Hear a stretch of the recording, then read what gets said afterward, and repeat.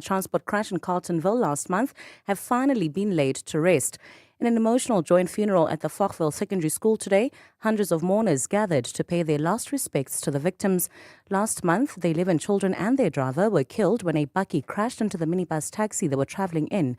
Police have subsequently opened a case of culpable homicide, while the driver of the bakkie that caused the tragedy is facing criminal charges. Meanwhile, Gauteng Education MEC Matume Chilwane has vowed to rid the private scholar transport system of unethical practices, saying plans to safeguard it are in motion. So let's be firm. We are going to clamp down on those private scholar transport. Yes, we are going to have an engagement. Hakiri kaofela bona are not ethical. But I'm saying those that are not ethical have no space and opportunity to carry our children to school. Not any outing. And controversial Miss South Africa contestant Chidima Adetshina has withdrawn from participating in the pageant, citing safety concerns. Adetshina took to her Instagram account today to announce her decision following weeks of backlash over her participation as a contestant with Nigerian and Mozambican heritage. Last night, the Home Affairs Department announced an investigation into her citizenship found her mother may have committed identity fraud. Home Affairs Minister Leon Schreiber says they found evidence that the 23-year-old's mother may have stolen a South African national's identity in 2001. Adetshina was born in South Africa to a Nigerian father and a Mozambican mother who both have South African residential status. In your weather, a fine Women's Day in store for Gauteng tomorrow. Joburg will drop to overnight lows of 9 and peak at highs of 26 degrees. Pretoria is at 10 and 27. Vereeniging is also at lows of 9 degrees, peaking at highs of 25 degrees. Maki Malapo, Eyewitness News. Eyewitness News on 947. For more, click ewn.co.za. #MSW. You may begin to feel anxious or excited. Honest, deliberate, engaging, uncensored. High dosage administration can cause adverse reactions. And most importantly, independent in mind and execution. This is a normal response. Are you ready? Marawa Sports Worldwide. Well, fortunately, Coach Brendan, he understood that we cannot be in the same position we were last season. There are targets that you have set for him, which is happy. According to him, they are reachable. Chico, good evening. Please shoot straight to the point. Chairman denied just 24 hours ago that he spoke to Brendan Truter. That's one. Two, Chairman needs to go back and listen to the clip of the sponsors. The guy who represented the sponsors made it clear that they were going for a repeatable coach. What is it to be settled if there was never a contract signed? Unless we don't understand the law of contract. He was being settled for what? The coach has worked, Robert.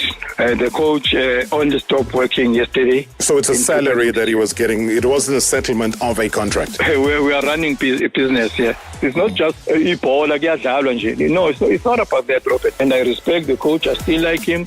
He likes me. He has sent me a message. There is no bad blood between us. But at the same time, I will never accept a person to work without a contract with performance agreement or performance clause. I prayed for you. Police the hall. This woman. I can tell you, though, that Richards Bay Football Club, which is a Premiership team, made a swift and strategic move in appointing Brandon Truter. What would be a personal goal for you in terms of come end of the season? But for me, of course, it's getting into a top 8, it's getting into a cup final. Hopefully take the team to CAF as well. It's going to be a very tough season this season. Robert Marawa, live on 947. Vuma FM, Rise FM, and Sowetan Live.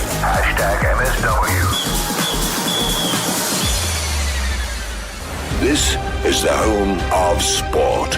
Winning gold in the 100 metres breaststroke. And it's also the hub of the Paris Olympics 2024. None were faster than lane number 1. Coming to you at high speed.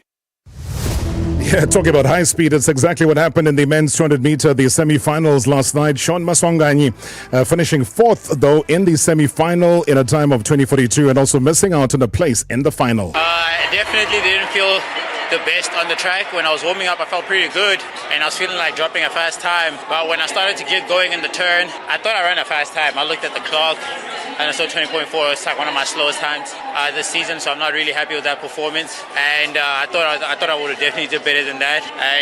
And the best thing I can do is just refocus and shape up and talk to my coach. Maybe the 100 rounds got to me a little bit.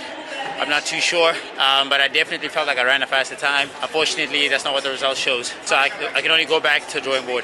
Well, there was also good news for South Africa. Marion Fourie winning her 100-meter hurdles repechage in a 12.79 to advance to Friday's semi-final. Julia Vincent of South Africa, forward 2.5, 1 twist.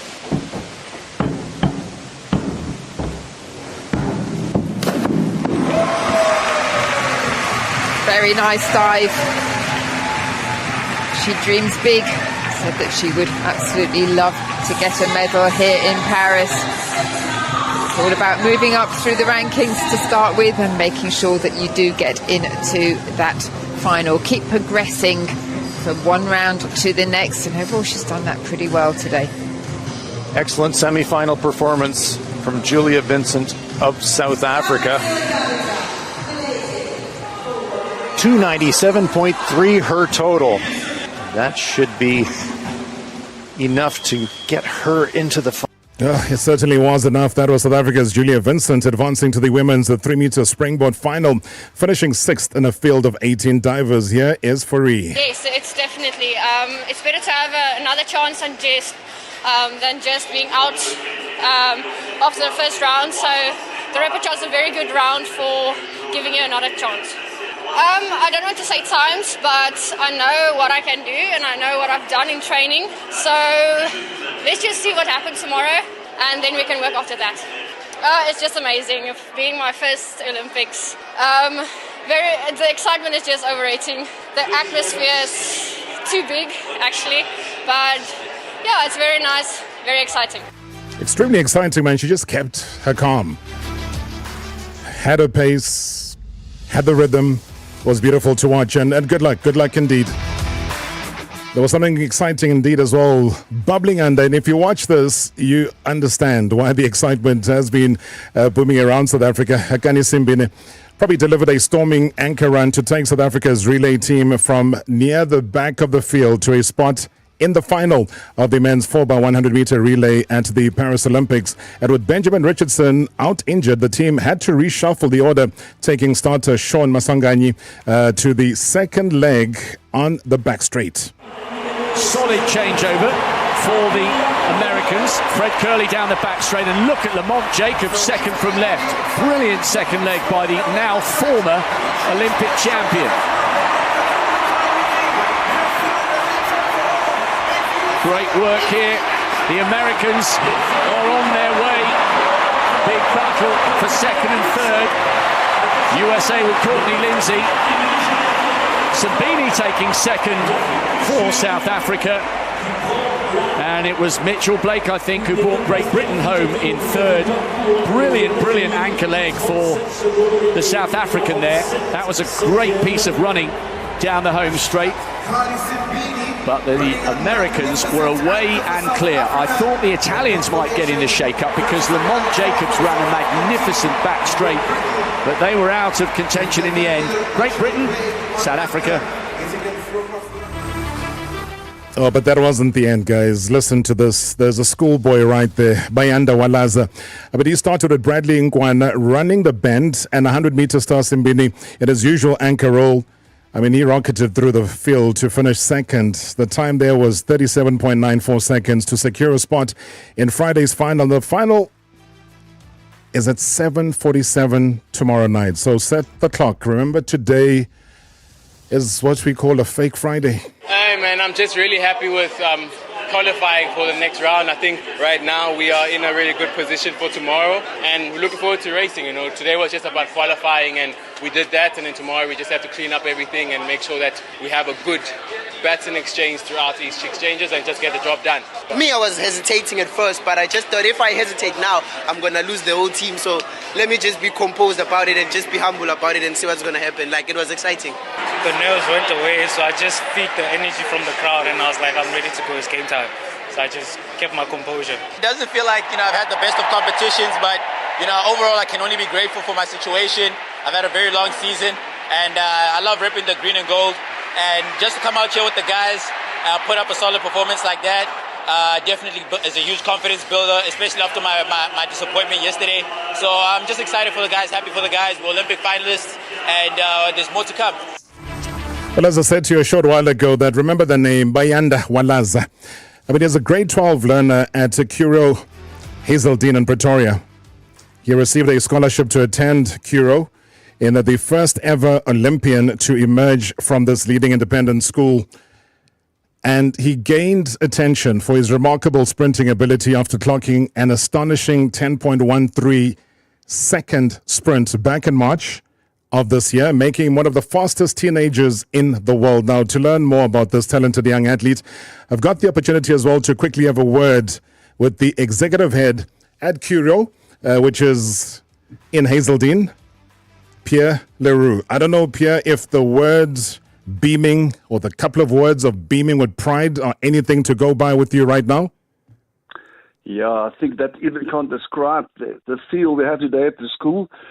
We managed to get the whole school into the school hall, and we all watched live our superhero Bayanda performing on the international stage. And I can tell you this, not just the high school learners, at the primary, even at the pre-primary school, everyone was watching Bayanda and shouting, screaming Bayanda.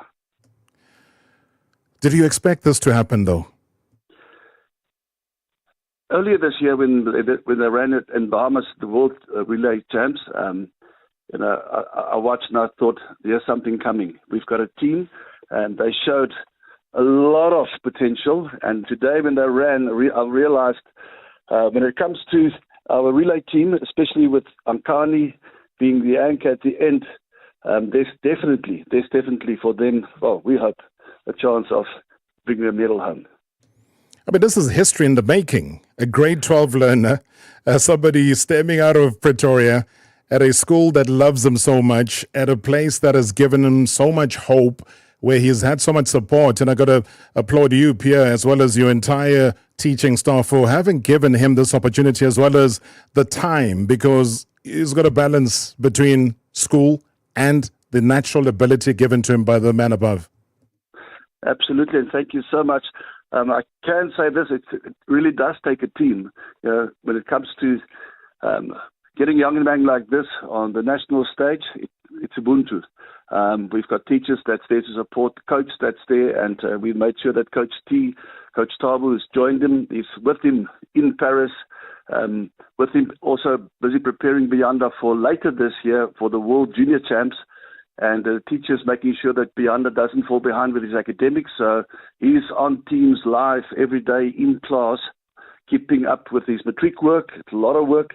So it really does take quite a big team effort to make sure that Bayanda is not just going to hopefully bring a medal home, but definitely pass his matric as well. No, geez, we hope for the best as far as that is concerned, because you've all had to play an important role here, Pierre, because you've all had to be fathers to him. I mean, he lost his dad when he was, 10 years old, I'm told, and has been brought up by his mom. So single motherhood has been what he knows best. Has he shown signs at stages where, he's felt a little bit lonely, wanting that father figure, or have you all just made him feel at home and make him rise to the greatest of abilities that he can? Yeah, you can imagine a teenager and not having a father, but fortunately, Coach Tabu, who's our sprinter coach, he stepped into that position, and he's the man that Bayanda really looks up to. And then also when it comes to the teachers and our boarding house staff, became mum and dad at school. And again, like I said, the support he's getting from not just his coach, but the teachers, and then the other athletes he gets to train with. Fortunately to have a couple of national champs in that training group as well, and there's a brotherhood of nothing when it comes to the sprinters and coaching at school. And it must take a little bit of patience, though, because how are you going to handle the superstar, Pierre, when he gets back to school? And that's one thing that I really admire about young Bayanda. He is a humble young man, and is a brilliant role model for the rest of the learners at school. And what he's done is to get all our learners at school to believe that, you can dream big. Anything is possible. And he doesn't walk around with a chip on his shoulder. He's just one of the boys when he's back at school. And very humble, do his thing. And like I said, no chip on the shoulder. And giving all glory to his creator. Yeah, no, absolutely. But his seat in that classroom would have hardly even warmed up, though, Pierre, because as soon as he gets back, he heads, to South America, to Lima in Peru for the Under-20 World Championships. So that's going to be stretching over about 3 days from the 27th to the 30th of August. So his stock continues to pile up. Absolutely.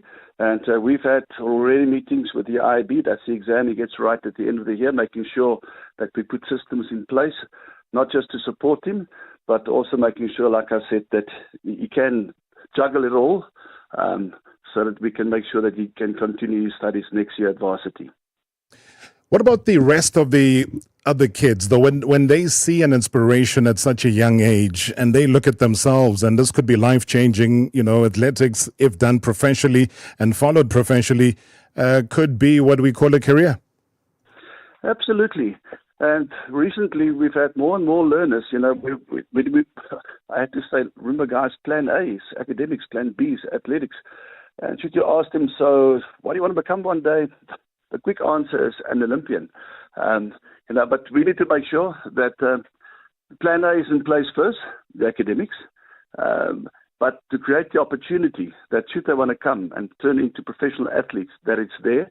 And I'm very proud to say that it's not just the school, but the bigger support of Cura Holdings, also supporting our athletics program at the school, and like now, making sure that we were able to send his coach with him to give him that support, not just now at the Olympics, but also World Junior Champs coming up, that he'll have the support and not be on his own at these different events. Jeez, I learned a lot today, Pierre, because I had no idea that Curo actually is a Latin word meaning I run. And look who's running. Absolutely. And we started 2 years ago the Cura Podium Series, which has become now the biggest sporting schools athletics event. And we can't wait. Already coming up now in October, which was most probably one of the last events that Fiona will be able to run for the school, is the first heats for the Podium Series going into next year to determine who's going to be the national Cura Podium school champ. What sort of welcome back have you planned? I mean, regardless of what happens on Friday, regardless of what happens in the final, regardless of anything, just the achievement today alone, with the entire world's eyes watching. He was there. He was getting international exposure with the post-race interviews that were being conducted and being strewn around the world. I mean, this is massive on a bigger scale. We always talk about what's the next generation. So-and-so, his time is up. They must make way for the next generation. And he has the next generation literally staring us in the eye. That is Mayanda Walaza. What kind of welcome back are you planning? Well, when I came back from Bahamas after the World Relay Camps, we had 2 buses full of learners that went to go and fetch them at the airport. Well, this time around, I'm afraid I'll have to get the whole school there, because nobody's going to want to stay at school and not being at the airport. That's the one thing for sure. But like I said, Bayanda is a humble young man, and even when we welcomed him back from Bahamas, he didn't expect that at all. And for me, what was great to see, that we had Mum there as well, because it's important having Mum there as well. And then obviously in the boarding house, there's going to be even bigger celebrations than at the school at this stage. But then it needs to be back to basics, can't put it like that, and then behind the books just before he takes off again to go to the World Juniors. Sure. It's almost like we're talking about a seasoned athlete here, and yet we're talking about a wonderful young man, a grade 12 at the Curo Hazeldean in Pretoria. Executive head at Curo Hazeldean, Pierre Leroux. Thank you so much for your time, and once again, congratulations. Thanks for the motivation, and keep doing what you're doing. Thank you so much. We appreciate the opportunity, and thanks for the chat. Appreciate it. All right. Thank you so much indeed. Wow. I mean, what a story. What an achievement. What a life. What a journey ahead for him. All right. Don't go anywhere. Talking about a journey ahead. Coming up after the break, we got the co-founder of Booth Africa, Bongani Mthombeni, standing by to come into the studio. Standing by is also co-founder of Booth Africa. It's co-founder. It's Matthew Booth. #MSW live now on 947 Vuma FM, Rise FM, and Sowetan Live at the same time. #MSW. Hello. Hi, Notla. It's your boss, Sam. Where are you? That's on.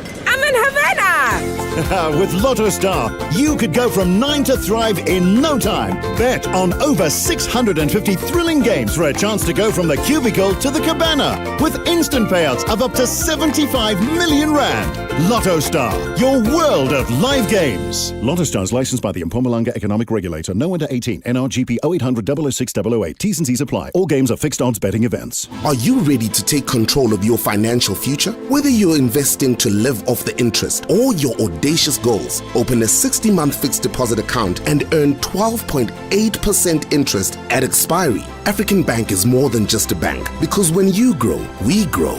Join the bank that backs you. Visit an African Bank branch or go online to open your investment account. African Bank, audacity to believe. African Bank Limited is an authorized financial services and registered credit provider. T's and C's apply. Life isn't always convenient. Like when your hard to please Mama Zala calls on Sunday saying she's around the corner coming for tea. Hey, Kanti, doesn't she know that Sundays are for lovers? Luckily, what is convenient is stopping by your nearest Engen Quick Shop & Co. to shop for tea and biscuits that'll keep Umamazala happy. Engen Quick Shop & Co. at your convenience. Promotions end 31 August 2024. Terms and conditions apply. Engen, with us, you are number one. Live your best life with the new Galaxy Z Fold 6 and Flip 6. Become a language connoisseur with Interpreter that translates real-time conversations with ease. Discover a new way to search images using Circle to Search with Galaxy AI. Buy now and get an accessories voucher with up to 2,000 Rand on us and up to 15,000 Rand back when you trade in. Valid until 31 August 2024. Make wow moments an everyday thing with Galaxy AI. T's and C's apply. You've just closed a deal. Your business is about to boom, but you need cash quickly. Do you find a way to cut costs? Tap into your personal savings? Go to the bank with its long queues and pages of paperwork? No. Ask Lula. It's fast, easy Lula to get business funding of up to 5 million Rand in 24 hours. Apply online in minutes with no paperwork, no obligations, and no collateral needed. Apply today at lula.co.za and make cash flow. Building a successful business can be tough, which is why you need the best resources to drive it forward. Cashbuild and Suzuki Auto are here to give you a boost. Spend 1,000 Rand or more at selected Cashbuild stores and stand a chance to win a Suzuki Eco panel van or a Suzuki Super Carry. The Eco offers extra cargo space and fuel efficiency, while the Super Carry boasts a 750 kilogram load capacity and dependable performance. It's time to drive your business forward. Competition starts 22nd of July 2024. Visit suzukiauto.co.za for everything extra.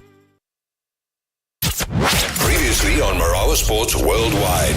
Let me check in with Fundley Davis, the coach. Somebody was just saying on a voice note that I haven't played yet, saying that Pizzo was right, that coaches are not respected in South Africa. Once you have pro-licensed coaches and A-licensed coaches in South Africa, they need to be given more respect. They need to be treated with the same level you treat the CEO of a multi-million rand company. You had a whole lot of offers that were coming your way. Why did you opt for the big job at Simba? And just the vision of where the club wants to go, and we are now building a squad for, of course, as a big club, as a big institution, you want instant success, but also sustainable success, and try to get Simba back to the top. #MSW. #MSW. All right, from grade 12s to fully grown adults in studio now. And I tell you what, whenever we see former players making a positive impact on those that are facing difficult times, it kind of warms my heart for many reasons. I'll tell you why. When you look at him, he was a no-nonsense defender in his prime. He is now a top-class analyst doing fantastic work and also giving back to the game off the pitch. He is involved in football youth development through his organization, Booth Africa, but also not limiting his efforts to his home country. And also taking development and empowerment throughout the entire continent is what he hopes to do and has already begun doing. Now let's delve deeper into this initiative with the co-founders of Booth Africa. That's South African football legend Matthew Booth, together with Bongani Mthombeni. And because it is Women's Month, it's Women's Day tomorrow, yes. I'm going to get the Booth just to keep quiet for maybe the next 30 minutes. Wow. We'll say goodbye to him at the end of the show. Bonnie, good to see you. Welcome to the show. Thank you for having me, Robert, and for having Matt and I. Yeah. Yeah. And again, congratulations on getting Booth Africa going. Thank you. How long has it been going for? A couple of years now. Yeah. Yeah. But were you Just over 2 building the years. foundation to it? So Matthew had a trust, and since 2009, and then just over 2 years ago, we decided to expand the offerings of the trust to address the gaps in football. So that is our mandate and our vision and our ambition, and we're doing that throughout the continent. And we look at addressing 3 main gaps. So the first is there's a gap in youth football development. So children are just not getting enough football exposure and enough skills being imparted on them as a whole. And we work with former professionals. We work with the legends to assist us to impart these skills and to address that gap. The second gap that we address is an infrastructure development gap that we see in South Africa and across the board. There's just lacking football infrastructure in South Africa. So we look at implementing those fields across the country. And the third gap is one that we're very driven and passionate about. It's livelihood restoration for the legends. They have their time, people forget about them. Some of them end up with no employment and that sort of thing. So it's important to us that we give back to them on a livelihood point of view. Still keep them in the game. That's why, with Clash of Legends, international football games, they keep active. And also then giving back to the likes of Patrick Mbutu. Yeah. Legends that can no longer make a livelihood from their skills because they've got physical disabilities. Patrick has a visual impairment, so he cannot. So yeah, that's us. Sure.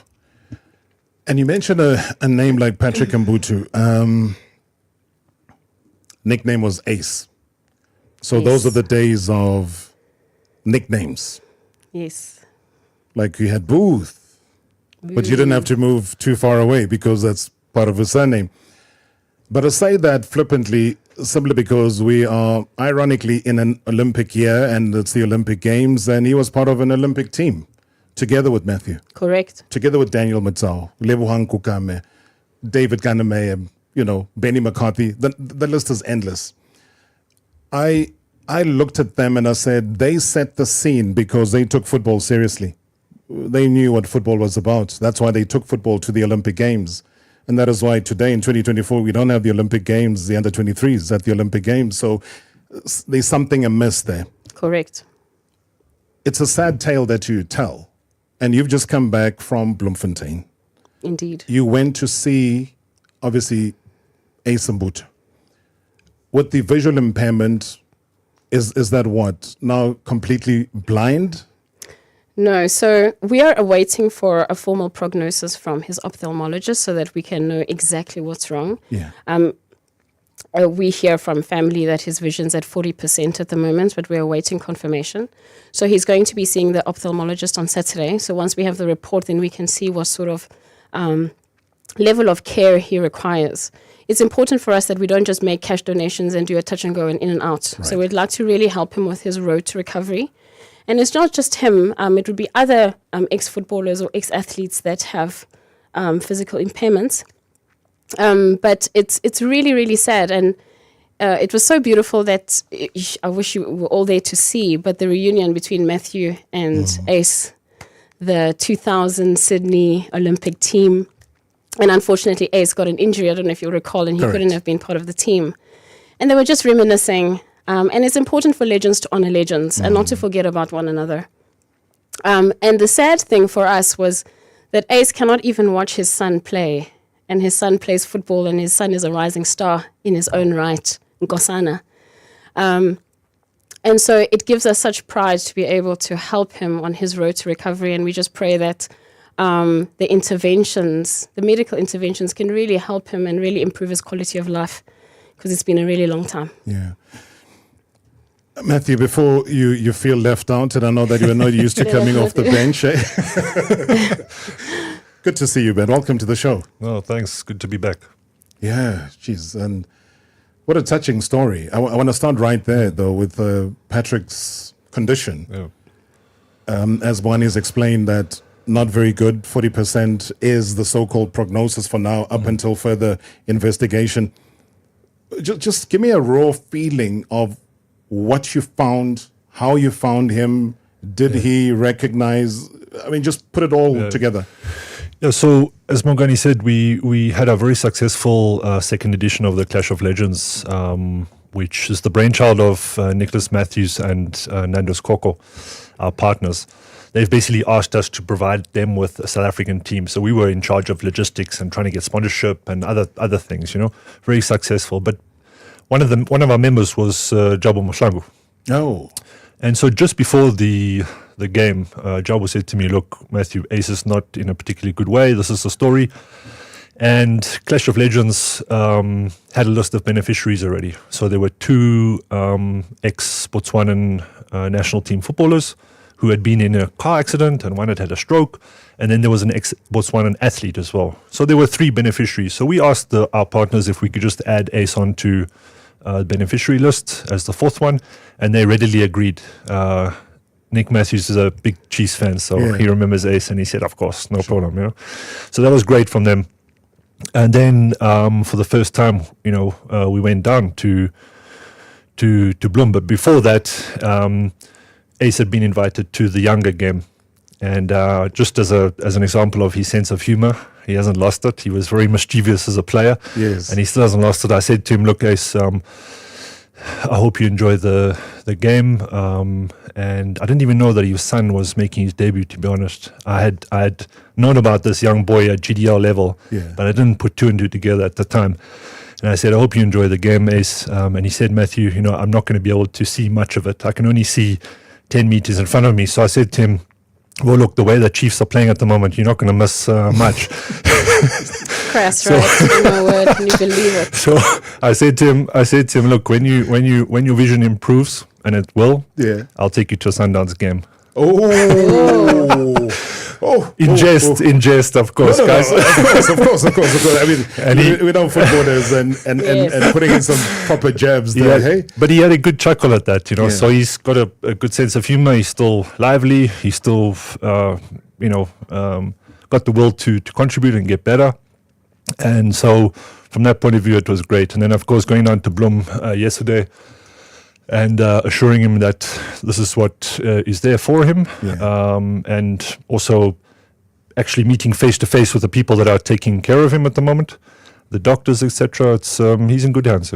But what are they attributing this to? I mean, I've seen maybe now 2 former players as well that have lost their sight for one reason or another. I mean, I don't know if medically there is something that you've been told about in terms of what has caused it. Again, as a learning experience, but not to use anybody's personal information from a health perspective and putting it on air. It's just that we all know now that he does have it, and maybe the more people that know, the more people can try and contribute and say, okay, how can we reach out? What can we do? Maybe there is somebody that specializes in that field that's listening to the show right now. So we say this for the bigger and the broader perspective of trying to seek help. What are they attributing it to?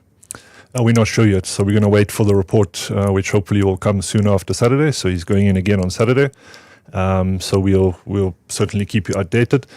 But yeah, I think it's a life lesson for all of us. I mean, humans generally are quite stubborn. You don't go for checkups on your eyes. You don't check your prostate. You don't check this. You don't check that. And the longer you delay, the worse it gets. And so, as footballers, while we're playing, we spoon fed. But when we retire, we rest on our laurels. We don't continue with the medical aid. We don't continue with the checks, and that's so important because it can catch up with you. And I'll come back to you because you raised an important point. But Wani, just getting back to what you've seen, because maybe Matthew, because he's so close to the game itself, and we've dealt with a lot of the legends, the former players that come through, and we try our best to assist where we can. Sure. Is that, do they fall back in terms of complacency? And maybe they depend on the games that are being played and the legends, and they get a little stipend here and there for featuring in those games. What have you picked up is the biggest problem of these superstars having everything while they were playing to having literally nothing? You're spot on. So what I've picked up is that there's a lack of future planning for a lot of the legends. while they're in the limelight, flavor of the month, everybody loves it. It's like an euphoria that they get when they're on the pitch. But once those heydays are over, some of them fall into a depression because they need that, or they have linked that to their sense of validation. And the lack of financial planning, the medical insurance, as Matthew has said, retirement annuities, etc. And I think it's an overarching problem that we have. We've had lengthy conversations about this where we've seen in the Netherlands, you are forced to take out health insurance and you're forced to take out certain insurances while you're playing to look after yourself in future. It's something that is imposed on footballers. So after they retire, they're still okay. Yeah. Whereas in South Africa, it's very different. And it's very difficult for legends to remain relevant because we live in a very fickle society. People move on, legends come and go. And so we want to assist legends beyond just pulling them into a Clash of Legends and paying them a fee and giving them a salary. We want to be able to address issues like the lack of medical insurance, the lack of retirement annuities. And I think that is where schools of business can also come to the fore and help us educate footballers while there's still flavor of the month around entrepreneurship, around not keeping all your eggs in one basket, around getting an education and a degree. Qualifications are important because once your career's over, you need to be able to do something else to maintain your lifestyle, to still get a livelihood, to maintain your family, etc. So we're looking at addressing all those gaps. But do the football players want that education? Because at times the luxury life is so beautiful and comfortable that they see nothing beyond them retiring. And Matthew, I think I use this example deliberately because you're a former player. Yeah. You've managed a good career locally, you've managed a good career overseas, at the toughest of times in Russia with the worst of conditions as well that are nowhere near what you have back home. But you roughed it up because you knew the bigger story. What was it educationally that you had that was able to sustain you? I don't think it was anything to do with education. I think it was, I was always frightened of the afterlife, what I call the afterlife, and that's retirement, you know. So I was always scared. Yeah. I always saved pretty well. I was never particularly lavish, although I think everybody does something stupid with their first salary. And I was no different. But what stupid thing did you do with your first salary? Well, I think it wasn't my first salary, but I think there were certain cars which I could have done without, you know. Yeah. I think maybe a duplication of cars. And luxury cars that I might not have needed, you know, looking back. But I was always careful with my cash. I had a financial advisor, 12, 13 years ago. It's the best thing that I did was put my money aside and plan. But something that I would really advise players is that you surround yourself with a healthy entourage while you're still playing. Take time, especially in a derby, a big game, to go up to the suite and to mingle with captains of industry while you still have the capital, value. basically. Exactly. Yeah. Because as soon as you, talking of cars, as soon as you retire, it's like you've driven your car out of that dealership. You lose value immediately, unless you're a high-profile player like a Teko Modise, Sipir Shabala. But not everybody are like that. You know, there's most of us don't have that sort but of profile. profile. But he's a high-profile player with a discipline. You see, Teko could have been very careless about everything and say, okay, I'm the face of the World Cup 2010. I've got McDonald's sponsorship. Now I've got this sponsorship coming left, right, and center. He gets that because of how he's projected himself. Absolutely. Yeah. No, without a doubt, you've got to manage yourself very well. 100%. And they've both done that exceptionally well. But the point is that if you surround yourself with what you deem as lessers, there's nothing wrong with keeping your mates. Sure. No, from back in the day. No, don't get me wrong. But they are generally going to eat into your savings or help you to eat into your savings. Whereas a captain of industry who you've taken a phone number of and remembered and sort of nurtured a relationship with, he or she is going to help you post-retirement. And it's one of the things that the now newly appointed Minister of Sports, Arts and Culture, Gayton McKenzie, said. And he referenced at the funeral of Stan Skrima Shabalala, the fact that when the late Joos van der Westhuizen was ill, exactly what you're saying. The captains of industry were there in the forefront to top up whatever it 100%. was that was lacking, to make sure that his ill health was taken care of. And I think that is a part that is lacking, and especially in a field like football. And when we come back from the break, we're going to find out why, and if they are helping as they are helping as Booth Africa, who's helping them? #MSW live now on 947 Vuma FM, Rise FM, and Sowetan Live at the same time. #MSW. Embrace excitement with Hollywood Bet Spina Zonke prize drops. Stake R2 or more on selected pragmatic play games every Monday, Tuesday and Thursday from 8:30 p.m. for a possible share of 2.5 million rand in cash and prizes. Bet now. Hollywood Sportsbook is a licensed betting operator. Hollywood Bet supports responsible gambling. No persons under the age of 18 years are permitted to gamble. Winners know when to stop. South African Responsible Gambling Foundation toll-free counselling line 0800 006 008 or WhatsApp help to 076 675 0710. Welcome to another episode of Hey Duck, Riddle Me This! Okay, Duck, the day before 2 days after the day before tomorrow is Saturday. And that's the day before family curry night. What will you use to wash the dishes the day after that? Mac. Yes! Mac dishwashing liquid. Anything else is just wrong. We all know how dry and itchy your skin can feel in the winter months. Epimax believes that in order to look good, you must first feel good, and has a skincare product for every member of your family, for babies, for you, and even for grandpa's cracked heels. So don't hide your skin this winter. Feel good with Epimax. Get it for you and your family at any shop or pharmacy. Every day, millions of South Africans struggle with their weight. And did you know the leading cause of weight gain in the world today is the insurance company call center? But with Naked's AI-powered weight loss technology, you can buy insurance, claim, and manage your policy online in seconds, and it's all on the app, so you can say goodbye to the weight for good. Start your weight loss journey now at naked.insure. Lose weight. Get naked. Naked Financial Technology is an authorized FSP. It's win big season with Cell C. Wish big, win big, and make every moment count with the new Honor 200 Lite. Take pics like a pro with 3 times portrait close-ups. Get it for only 599 Rand per month on a 24-month Elevate You contract. Go in store or call 084 145. Sign up, upgrade, or top up and stand a chance to win 100,000 Rand towards your wish or win your contract on us. Valid until 7 August. T's and C's apply. Cell C. Change your world. The Toyota Corolla hatch has everything you'd want from your car. Style, sportiness, and now savings. For only $7,499 per month until 30 September, you can get it all in the Toyota Corolla hatch 1.8 XS Hybrid with Future Drive. Head to your closest dealer to get the offer or visit toyota.co.za/offers. Future Drive offer available through Toyota Financial Services. Authorized Financial Services FSP number 7454 and registered credit provider NCRCP 62. T's and C's apply. Previously on Marawa Sports Worldwide.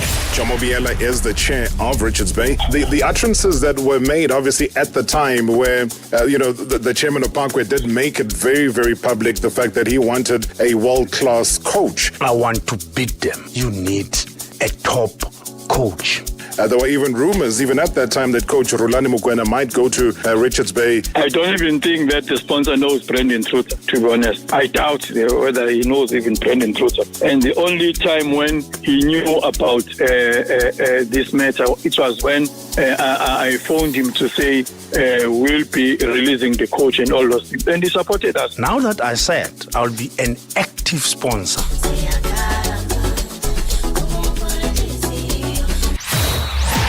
#MSW.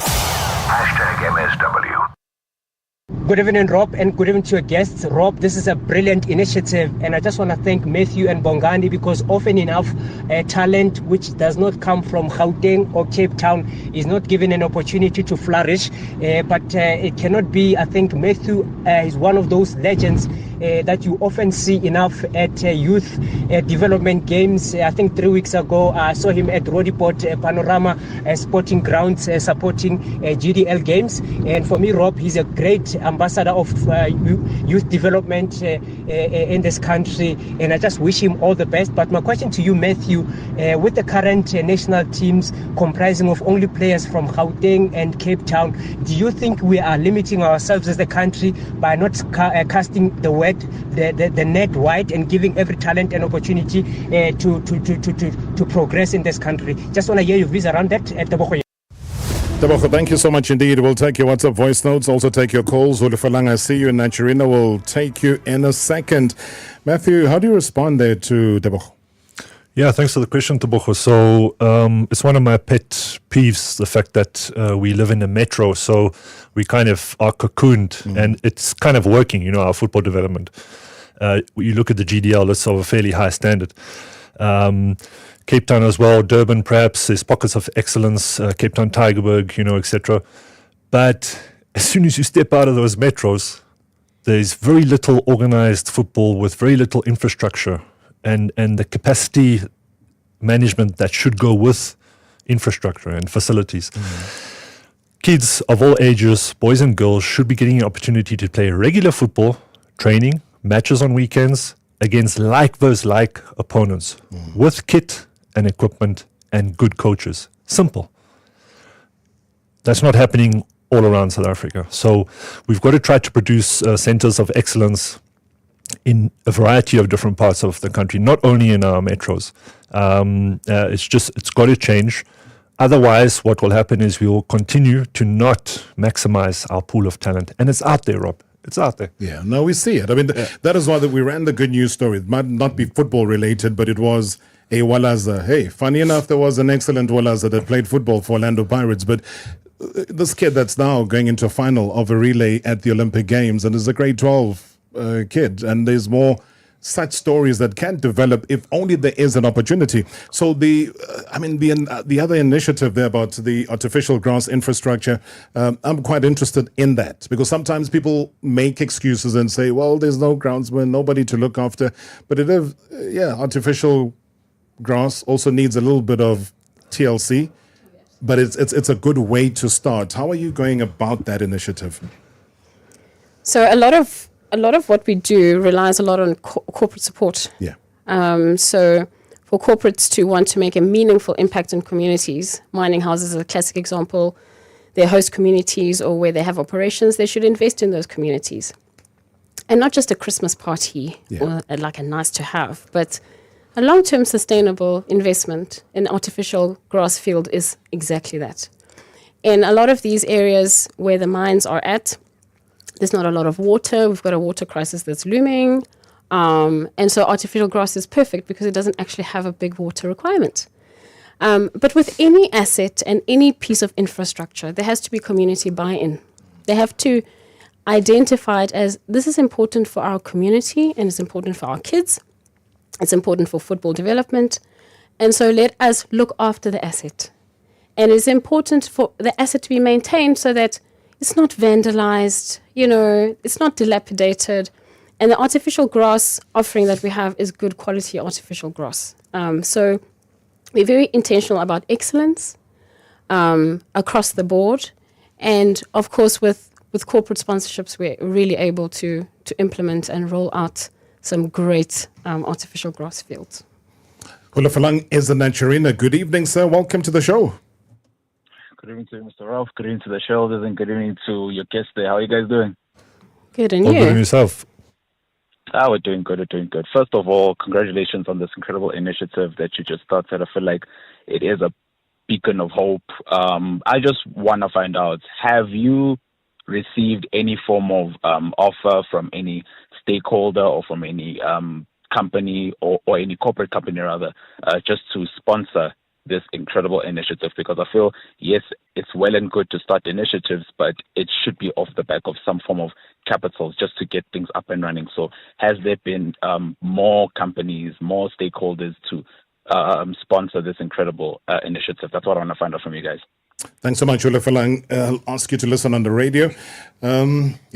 Guys, please dig into it. Sure. I did say before the break, you are trying to help other people survive. You're trying to help other people get out of a difficult situation, health or otherwise.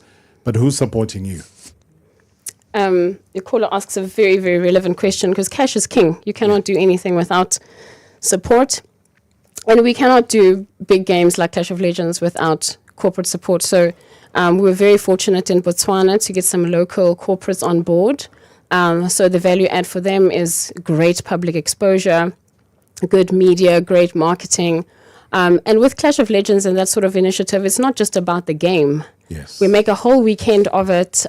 We have the legends involved in football clinics, under 13s, 15s, 17s, and the kids themselves have got branded kit with the corporate sponsorship on there. And you're really giving back to the community. On game day, of course, the corporate itself gets a lot of exposure. Everyone gets exposure to whatever corporate it is. This last Clash of Legends, we had Heineken Botswana as one of the supporters, etc. So people really come to the fore. And with initiatives like artificial grass builds, it's something that is sustainable and something that's long-term, and it's really just giving back to the community. So we rely a lot on corporate sponsors. We've had to knock on a lot of doors to raise capital. Do they open for you or they slap bang in your face? We've had some slammed in our faces. We've had some opened wide, which is great. And with corporates and having a corporate background myself and understanding how corporates think, we're able to curate the value proposition to speak to the corporates, whatever they want to focus on as part of their corporate social responsibility. The big thing these days is the United Nations Sustainable Development Goals guides a lot of corporates as to what to focus on, because there's a big focus on sustainability, healthcare, education. So we find that some corporates do not have a sports focus, but they'll have an education focus. So which is why a lot of our football activations have got an educational piece attached to it. So we'll go into a community that is riddled with crime, for example, or they've got an issue with drugs. And we will select legends that come out of that community because they sow seeds of greatness into the very communities they come from. And we'll partner with other educational NPOs to come and talk to the kids about the dangers of crime and drugs. Yeah. Talk to the kids about war on waste or whatever that corporate wants to focus on. And so it's really bespoke educational football clinics. And they oftentimes align bang on with that corporate's objective to give back. One of the biggest challenges, and this is where legislation fails us a little bit with the BBBE Act, where corporates are mandated to tick a CSI box, when in fact CSI should be something that they actually want to do and they want to give back to their community. And so their corporate spend is typically limited by that 3% of NPAT or net profit after tax, so or 1% of tick the box. And you find that corporates are not actually making that impact as much as they could into those communities. But we forge ahead. As you must, though, because I was going to say, guys, we do. I don't know how you manage, but it shows in the kind of work that you're doing. I'm sitting here not only with former football legends in Matthew Booth, but I'm also sitting with the scholar. Here's a guy with the degree in politics. Here she is with the master's in chemical engineering. Correct. So you put those two together. I don't know. If there was a Bunsen burner here and you're having a scientific, it will explode. Spontaneous reaction. Politician in me would get burnt.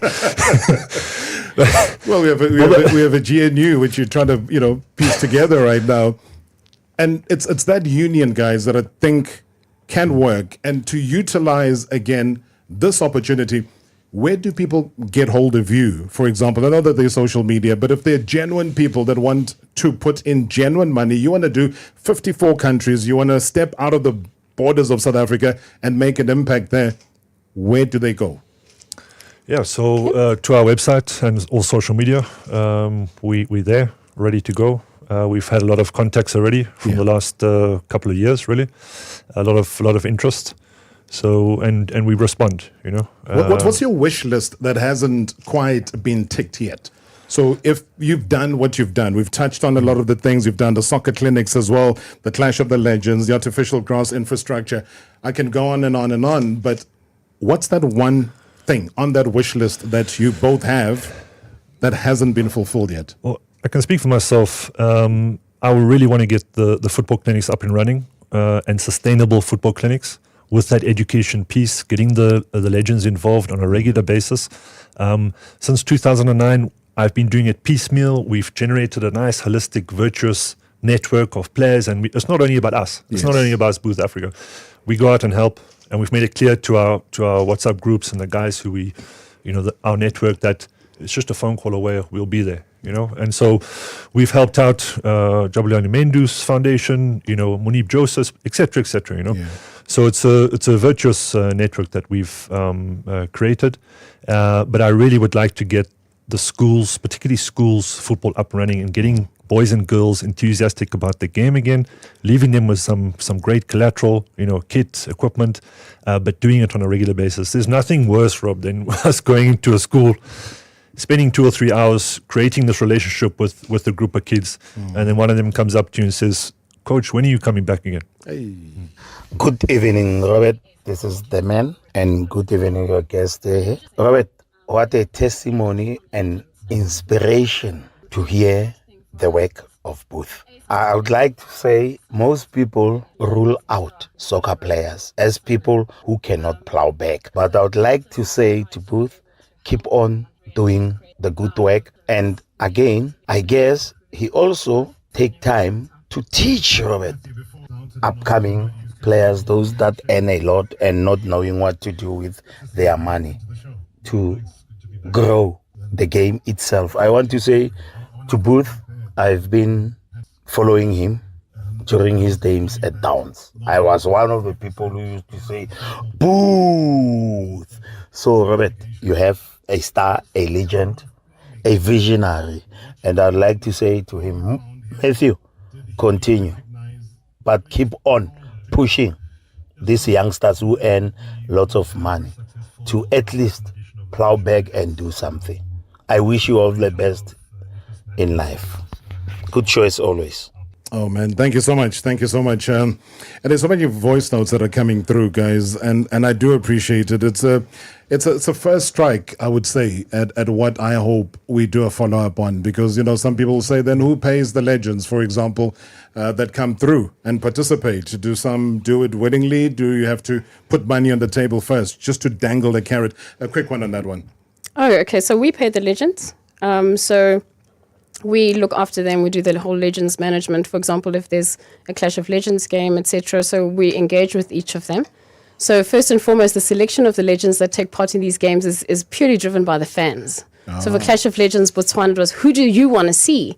And they wanted to see Teko Modise this time. Yeah. They wanted to see Shaba again, yeah again. And of course, the regulars, Matthew Booth, Stanton Fredericks, Brian Beloy, Cheese Boy Mokoena, we had Happy Jelly, etc. And then we go to them and say hi, and we find that they're very, very open to working with us. They always support us, whether we rope them into a Clash of Legends or whether we rope them into a football activation. And so we'll negotiate the rates with them depending on what the sponsorship, but we pay very well because I think, the legends have given of themselves so much, and so they're deserving of that. And so I often frown upon initiatives where they're not honored sufficiently because it is one's time and effort and time away from their family and travel great distances and risk of injury, etc.